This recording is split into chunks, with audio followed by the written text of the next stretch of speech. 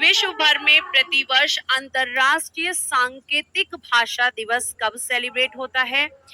विश्व खाद्य सुरक्षा दिवस। विश्व खाद्य सुरक्षा दिवस ये कब सेलिब्रेट होता है? ठीक है, उसके साथ साथ भाई विश्व महासागर दिवस कब सेलिब्रेट होता है? विश्व बाल श्रम निषेध विश्व बाल श्रम निषेध ये कब सेलिब्रेट होता है? विश्व रक्तदाता ये कब सेलिब्रेट होता है? विश्व बधिर और विश्व ब्रेल, मैं पहले लिख देती हूँ सारा, विश्व बधिर और विश्व ब्रेल, ठीक है, और विश्व ब्रेल ये कब सेलिब्रेट होते हैं? तो चलते हैं क्वेश्चन के आंसर की तरफ। सबसे पहले प्यारे बच्चों ने आंसर किया 23 सितंबर यानी कि डी। फिर विश्व खाद्य सुरक्षा दिवस बेटा 7 जून को होता है। विश्व महासागर दिवस 8 जून को होता है। उसके बाद में विश्व बाल श्रम निषेध जो है ये आपका 12 जून को होता है। विश्व रक्तदाता दिवस आपका 14 जून को होता है। विश्व बधिर आपका 26 सितंबर को होता है, 26 सितंबर को होता है। और विश्व ब्रेल आपका 4 जनवरी को सेलिब्रेट होता है। बहुत बढ़िया, सारे बच्चे आंसर कर रहे हैं, 4 जनवरी को होता है। नेक्स्ट आ जाते हैं अवार्ड्स की तरफ, जिसमें आज मैं लेकर आई हूँ ऑस्कर अवार्ड के बारे में क्वेश्चन। ऑस्कर की विदेशी भाषा श्रेणी में नामांकित होने वाली अंतिम भारतीय फिल्म कौन सी है? बताएंगे अंतिम फिल्म कौन सी है? कौन कौन सी अभी तक हुई हैं? तो 3 फिल्म आपकी प्यारे बच्चे नामांकित हुई हैं, जिसमें से आपको अगर मैं बताऊं तो आंसर क्या आ रहा है? सबसे पहले प्यारे बच्चे ने आंसर क्या किया है? डी आ रहा है, डी आ रहा है कि मैम मदर इंडिया। प्यारे बच्चे इसमें क्या पूछा है? नामांकित होने वाली अंतिम भारतीय फिल्म। आपने शायद क्वेश्चन को अच्छे से नहीं पढ़ा है। जो बच्चे कह रहे हैं बी लगान, उन्होंने सही आंसर किया है, क्योंकि देखो अगर मदर इंडिया की बात करें तो 1957 में नॉमिनेट की गई थी। फिर उसके बाद में अगर हम आगे बात करें, जो सलाम बॉम्बे आपका ऑप्शन में है, ये 1988 में नॉमिनेट हुई थी और लगान आपकी 2001 में। अभी तक 3 भारतीय फिल्में हुई हैं, तो अंतिम यही तो हुई ना। आगे देखिएगा, भानु अथैया इनका नाम याद रखना। ऑस्कर जीतने वाली प्रथम महिला, ऑस्कर जीतने वाली प्रथम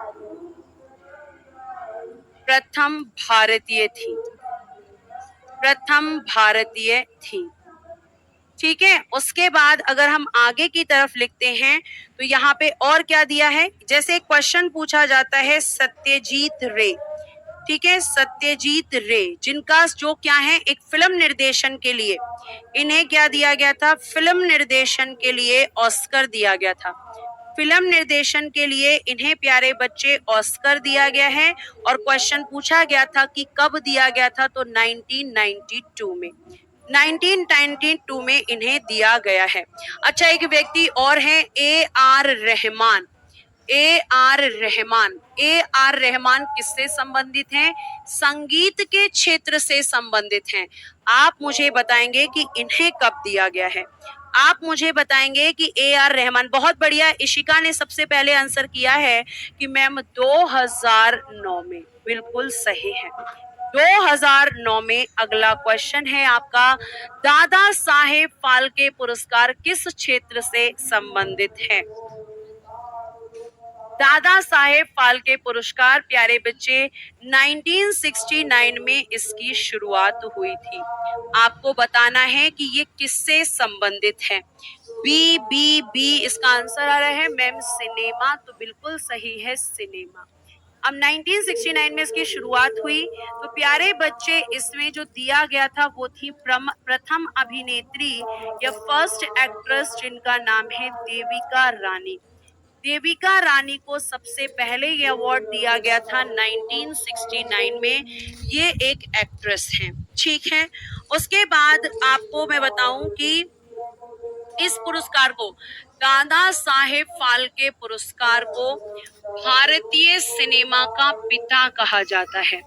भारतीय सिनेमा का पिता, ये क्वेश्चन पूछा जा सकता है कि भारतीय सिनेमा का पिता किस अवार्ड को कहा जाता है, तो दादा साहेब फाल्के पुरस्कार को। और प्यारे बच्चे, ये भारतीय सिनेमा जगत का सर्वोच्च पुरस्कार है।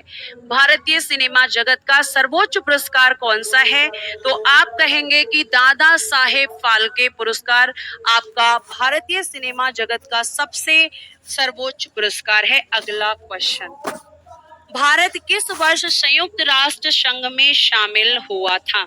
और मैं ये बता दूं कि भारत इसका संस्थापक सदस्य था। भारत इसका संस्थापक सदस्य था। संस्थापक सदस्य, ठीक। चलिए, बहुत बढ़िया। क्या आंसर आ रहा है? 1945 बिल्कुल सही है। और 1945 में ही इसकी स्थापना भी हुई थी। आपको ये मैं पहले ही बता चुकी हूँ कि संयुक्त राष्ट्र संघ के 6 अंग हैं। 6 के 6 अंगों का मैं नाम बता चुकी हूँ। उसमें से कौन सा निलंबित कर दिया है ये भी मैं आपको बता चुकी हूँ। तो बार बार वो चीजें रिपीट करने से मतलब नहीं है। नेक्स्ट क्वेश्चन है, निम्नलिखित में से कौन सी संयुक्त राष्ट्र की 6 आधिकारिक भाषाओं में से एक है?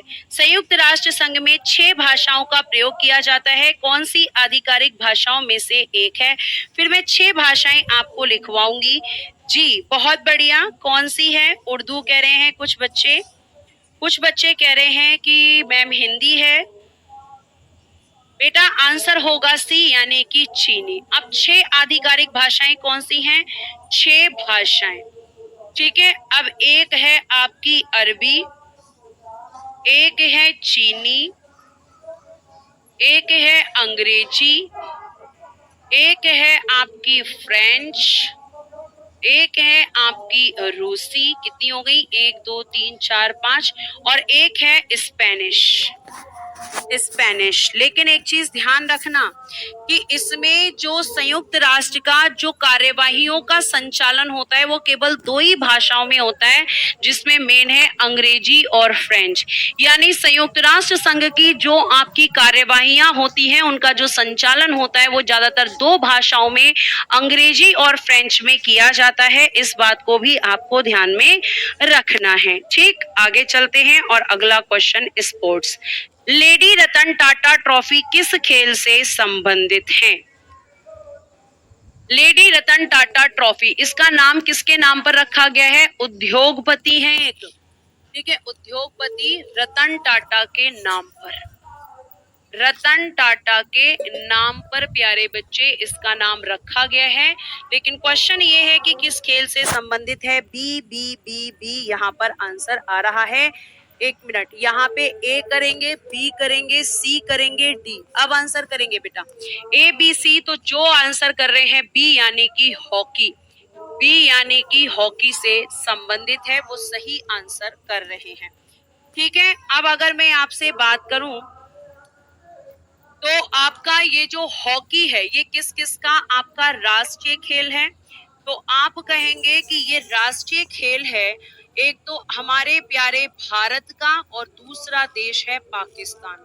इन दोनों का ही ये राष्ट्रीय खेल है। रंगा स्वामी कप हॉकी से संबंधित है, ये भी लिखना। रंगा स्वामी कप ये भी किससे संबंधित है? ये भी आपका हॉकी से संबंधित है। और प्यारे बच्चे अगर मैं बात करूं तो ये शुरू कब हुआ था? शुरू 1928 में, ठीक है। और आपका बॉम्बे गोल्ड कप ट्रॉफी, ठीक है। एक और है Bombay gold, Bombay gold trophy, ये भी किससे संबंधित है? हॉकी से, ठीक है। बॉम्बे गोल्ड ट्रॉफी ये भी किससे संबंधित है? हॉकी से। बहुत बढ़िया। नेक्स्ट, मिताली राज निम्नलिखित में से किस खेल से संबंधित हैं?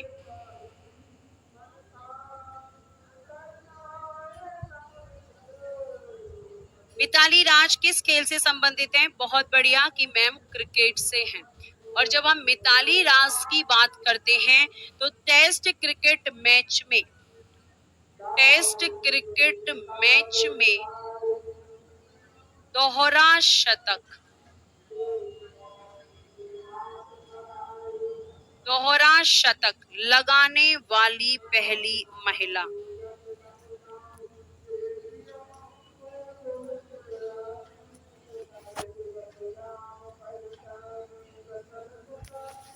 वाली पहली महिला, ठीक है, मिताली राज हैं, जो कि प्यारे बच्चे आपके किससे संबंधित हैं? तो आप कहेंगे, देखो एक आपने शब्द सुना होगा वीमर शब्द।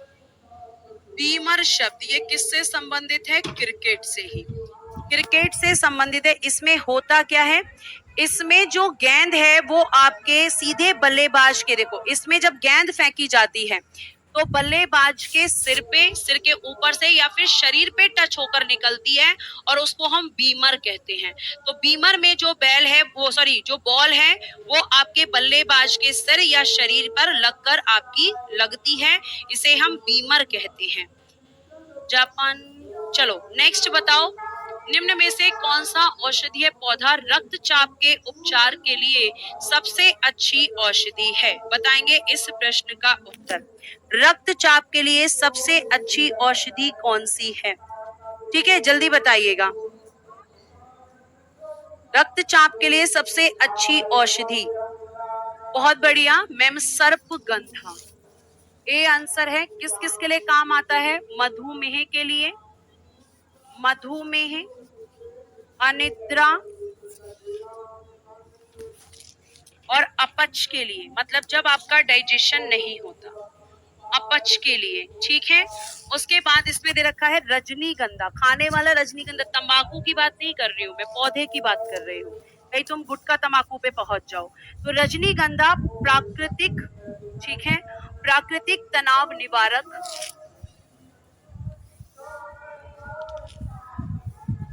प्राकृतिक तनाव निवारक है। उसके बाद आपका नेक्स्ट है यहाँ पर नव मल्लिका। नव मल्लिका ये आपका कार्डियक, कार्डियक टॉनिक के लिए उपयोग, कार्डियक टॉनिक के लिए उपयोग, कार्डियक टॉनिक के लिए उपयोग, ठीक है, कार्डियक टॉनिक के लिए उपयोग। नेक्स्ट, हाँ जी नेक्स्ट, निम्न में से कौन सा यौन रोग एक विषाणु के कारण होता है? ठीक है, कौन सा निम्न रोग एक विषाणु के कारण होता है? जी बताएंगे जल्दी से, हंसी बहुत आती है तुम लोग को। जी आंसर आ रहा है बी और डी, बी और डी। मैं आपको बता दूं कि यौन संक्रमण यानी कि सेक्सुअल ट्रांसमिटेड, तो यहाँ पे HIV एड्स हम इसको बोलते हैं। एड्स में क्या होता है कि ये आपकी जो शरीर की प्रतिरक्षा प्रणाली होती है, आपके शरीर में एक तरीके से सिपाही का काम कौन करता है मैम? व्हाइट सेल्स करती हैं, श्वेत रक्त कणिकाएं करती हैं, और ये उसी को इफेक्ट करता है आपका एड्स। ठीक है, डी इस प्रश्न का आंसर होगा। श्वेत रक्त कणिकाओं पर हमला करता है, उन्हें प्रभावित करता है। और प्यारे बच्चे, जो विश्व एड्स दिवस है वो आपका कब सेलिब्रेट होता है? अगर आपसे कोई पूछे तो बोल देना कि 1 दिसंबर को सेलिब्रेट होता है। इसमें बताया जाता है इसके बारे में, हाँ जी, WBC व्हाइट ब्लड सेल्स पर ये अटैक करती है। ठीक है, चलो बहुत बढ़िया। 1 दिसंबर, एड्स की फुल फॉर्म लिख लीजिए। एड्स की फुल फॉर्म होती है acquired immune deficiency, acquired immune deficiency, deficiency, deficiency syndrome, ये आपकी एड्स की फुल फॉर्म होती है। ठीक, नेक्स्ट, औषधीय पौधे अर्जुन का उपयोग किस रोग के उपचार में किया जाता है? अर्जुन का उपयोग किस रोग के उपचार में किया जाता है? प्यारे बच्चे, इसका अगर हम वैज्ञानिक नाम देखेंगे यानी कि साइंटिफिक नेम, तो टर्मिनलिया अर्जुन है। क्या है? टर्मिनलिया अर्जुन, अर्जुन, ये इसका साइंटिफिक नेम है। आंसर आया है B B B B B, लेकिन आंसर है ए। यहाँ पे उच्च रक्तचाप और कान के दर्द में, उच्च रक्तचाप और कान के दर्द में तुक्के मार रहे हो सारे, है ना?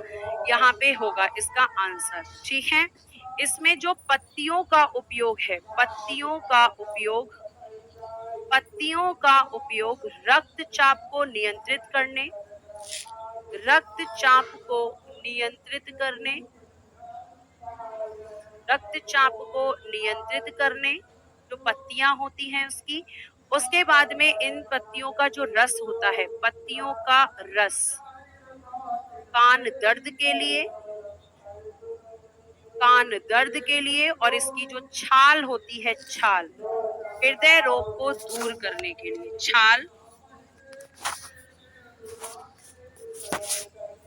पत्तियों का रस कान दर्द के लिए, छाल हृदय रोग को दूर करने के लिए, दूर करने के लिए। ये सारे इस पेड़ के से ही किए जाते हैं।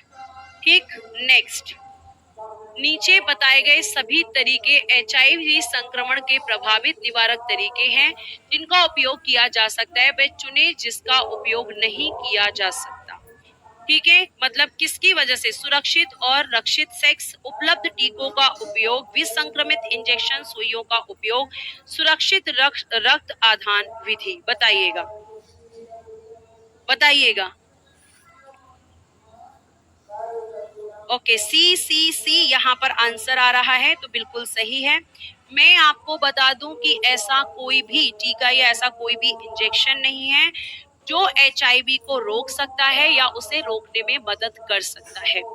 ये आपको ध्यान रखना है। Use of sterilised injection needles, यानी कि हम कह सकते हैं कि ये किसी भी तरीके से खत्म नहीं हो सकता है। ये आपका दूषित रक्त से फैलता है, यौन संबंध बनाने से फैलता है, साथ साथ ये आपके जो गुदा बलगम होता है उससे, स्तन के दुग्ध संक्रमण से ये आपका फैलता है। अगला क्वेश्चन, पराबैंगनी किरणों के अत्यधिक संपर्क में आने से आपको कौन सा रोग हो जाता है?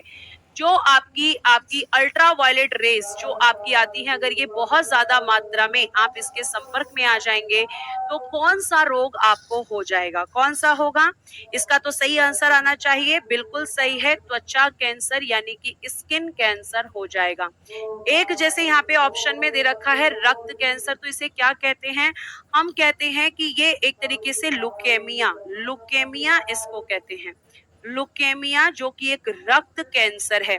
और इसमें क्या होता है? इसमें जो आपकी व्हाइट ब्लड सेल्स होती हैं, जो श्वेत रक्त कणिकाएं होती हैं, उसमें आपके शरीर में वृद्धि होती चली जाती है।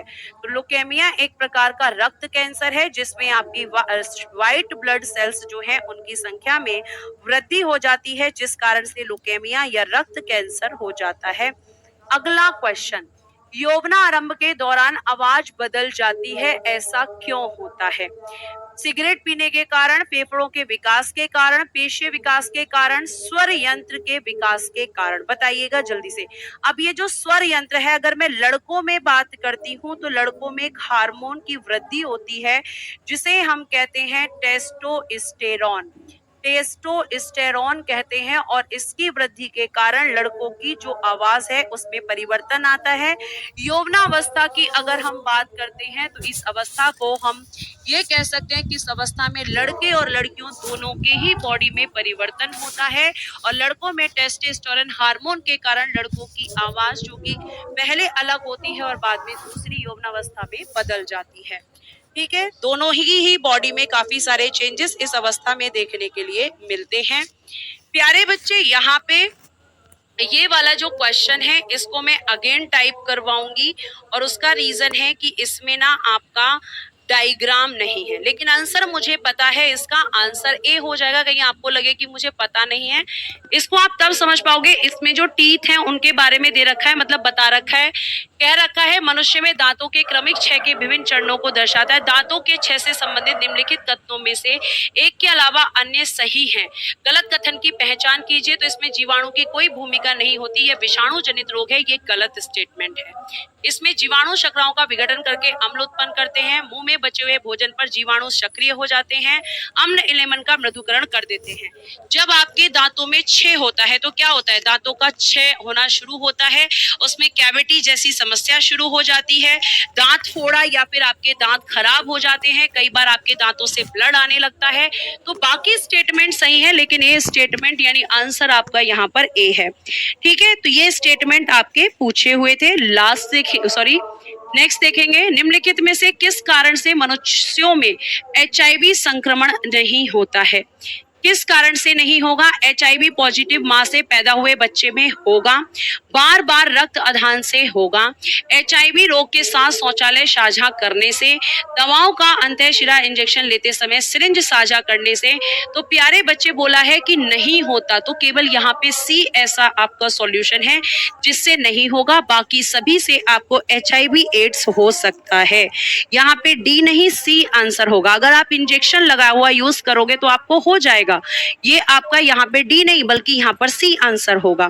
तो देख लो सी किस किसने किया है। नेक्स्ट, गर्भ निरोधक का इनमें से कौन सा तरीका यौन संक्रामक रोगों के प्रसार को कुछ हद तक रोकने में सहायक होता है। बताएंगे इस प्रश्न का उत्तर जो मैंने आपसे पूछा है। ओके, नेक्स्ट क्वेश्चन आपकी स्क्रीन पर है। ओके, सी सी सी सी यहाँ पर आंसर आ रहा है, जल्दी बताएं। जी, बहुत बढ़िया, कंडोम। डी इस प्रश्न का उत्तर हो जाएगा, बिल्कुल सही है। एंड लास्ट क्वेश्चन आप जानते ही हैं कि आपको होमवर्क में दिया जाता है, तो इस प्रश्न का आंसर कमेंट बॉक्स में करेंगे। आज के लिए हम अपनी क्लास को यहीं पे विराम देंगे, बाकी की चीजें मैं आपको नेक्स्ट क्लास में कराऊंगी। तो आज के लिए प्यारे बच्चों धन्यवाद। आई होप आपको क्लास अच्छी लगी होगी। कोई और सजेशंस हो तो कमेंट बॉक्स में दे दीजिएगा, वो सजेशंस पे काम किया जाएगा। आपके हर एक कमेंट को मैं पढ़ती हूँ और जहां पर रिप्लाई देने की जरूरत है वहां पर रिप्लाई भी देती हूँ, तो आप अपने कमेंट्स कमेंट बॉक्स में दे सकते हैं। तो आज के लिए धन्यवाद, bye bye, take care and good day everyone.